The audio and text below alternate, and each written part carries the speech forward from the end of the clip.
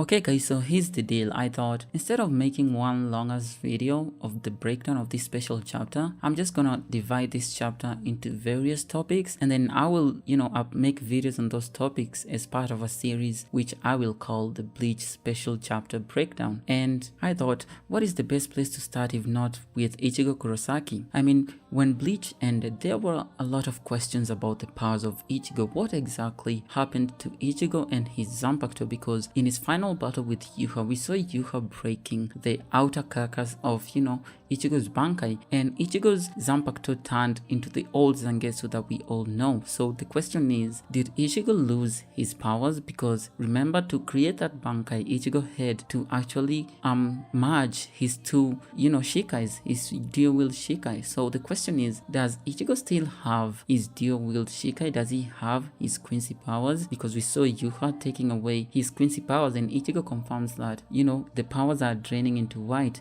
But I think in the light novels, people say that it was confirmed that Ichigo got back his powers. But I have read the light novels, all of them, the Can't Fear Your Own World light novels, and I've literally not seen a place where it's confirmed that Ichigo does get his powers back. But this chapter actually revealed something very interesting. It doesn't really answer the question if Ichigo got his Quincy powers back, no, but it creates a mystery. Did Ichigo actually get stronger? Now, I would love to elaborate that the theory I go through in this video is not really definitive. This theory is based on something that can collapse at any time. But anyways, let's look into it. And if you're interested in seeing my other parts of this series, make sure you subscribe and hit the like button on the video, then turn on your channel notifications so that you don't miss an upload when I upload. Anyways, let's begin. So in this special chapter, we saw Ichigo converge with other vice captains in the world of the living, and while there, they were attacked by beings from hell. These beings don't really have any Reatsu, so you can't really sense them, and one of these beings actually appeared behind Ichigo and Renji, and they couldn't sense them because these beings do not have a spiritual pressure. But Ichika could see them, and he was like, don't they see this thing that is behind them, this skeletal massive thing? And this is one of my favorite designs from Kubo. It looks very different, not anything like we've gotten from a Holo or any other creatures like dragons from Bleach. No, this is actually something new, and I'm very interested, and they reminded me of the Kushinaga which we saw in the Hellverse movie. Now I'll get to the Hellverse movie later on. So this thing goes on to attack Renji, and it brutalizes him. Like, this thing actually messes up Renji. We see him bleeding. It actually made Renji bleed. So this is not something weak. It's a very strong being. If it made Renji, who is no doubt above Captain Club Shinigami, then it's gonna be serious. But Ichigo goes right on ahead to take it down with one slash. Now I want you to take a note, something that I had actually missed until I went to Reddit. Ichigo, when slashing this being, he uses his left hand, which is very weird because a person who uses one predominant sword, like he doesn't have any dual wield, would, most of the times use his right hand to slash, but Ichigo actually uses his left hand. This is very strange if you're considering the fact that he just has that, the normal Shikai. He doesn't have his dual wield. So this could mean two things. Either Ichigo still has his dual wield, and remember, this is 12 years after the final battle. So for him to use his left hand to slash,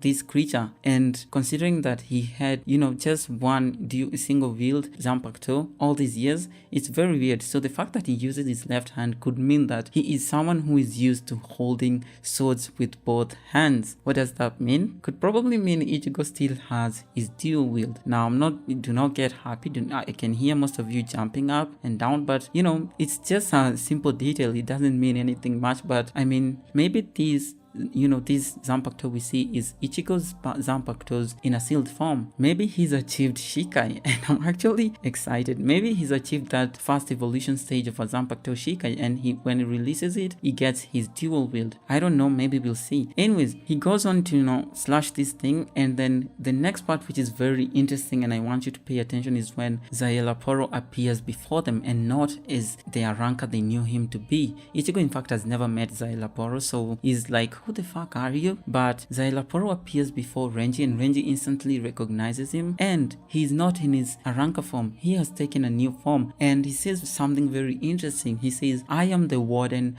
of hell, or there's nothing a warden of hell wouldn't know. So this guy actually became the caretaker of hell. That is actually crazy. And if you watched my videos on hell, I mentioned this concept a whole lot of times. Like a lot of times I mentioned the concept of it, hell having an superior being, someone who guards the souls that are sent there. Anyways, now Szayelaporro goes to attack Renji, and his chains actually get tied around Renji's leg and they begin to pull him. But immediately Ichigo just lashes the chains again with one arm. Now this is the most important part. Now I'm gonna switch over to the Hellverse movie, and in the end I'm gonna mention a slight negative thing with the Hellverse movie. Anyways, let's begin. So in the Hellverse movie, Ichigo goes to hell, and it is all part of Kokuto, who has this grand plan to have Ichigo go into his Vastolore form and then cut the chains of hell which are binding him so that Kokuto can be free. And those chains, Ichigo actually destroys them, or actually cut a few of them. And when Ichigo returns to the world of the living, Yamamoto says that these chains of hell were considered uncuttable, and even Kokuto himself couldn't cut them. He had to use Vastolore Ichigo, and even Vastolore Ichigo, with all his power and the power of the Zero, going all out, could only cut a few of them. He didn't really cut every chain of hell. And a new power scaling for Vastolore Ichigo in the Hellverse movies came out, because the Hellverse movies are described, hell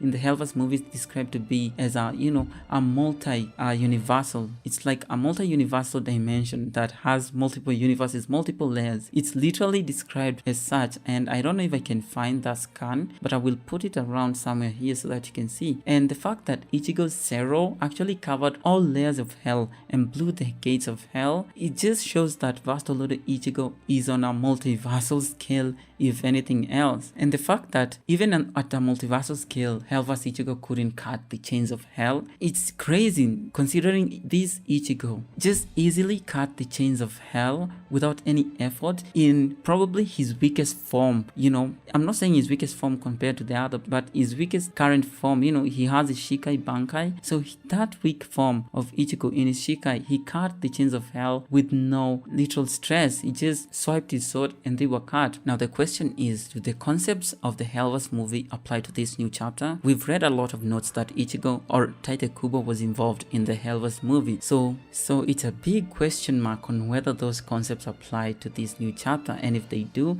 then Kurosaki Ichigo is absolutely overpowered. If he can perform a feat that even a multiversal character, which is Vastolore Ichigo, couldn't by cutting the chains of hell, then this could mean Ichigo grew stronger than he was in the final chapter of Bleach. It makes a whole lot of sense. Now this could be explained in one way. Ichigo, who had just acquired his powers or learnt of his Quincy powers a few hours before fighting Yuha, was able to use them and fight Yuha on par for at least a little short while. Then it's understandable that with 12 years, he had 12 years to train his powers, to master them, to unlock his full potential. Then this feat could potentially be explainable. Now all this relies on the fact that if the Hellverse movie applies to these new chapters, the concept of hell's chains being uncuttable, if those apply to this new chapter, then Ichigo is completely busted. And I'm happy to see this, because I just thank God we're not gonna go through that nothing that Naruto and Sasuke received in Boruto. I'm just glad Kubo actually made Ichigo stronger.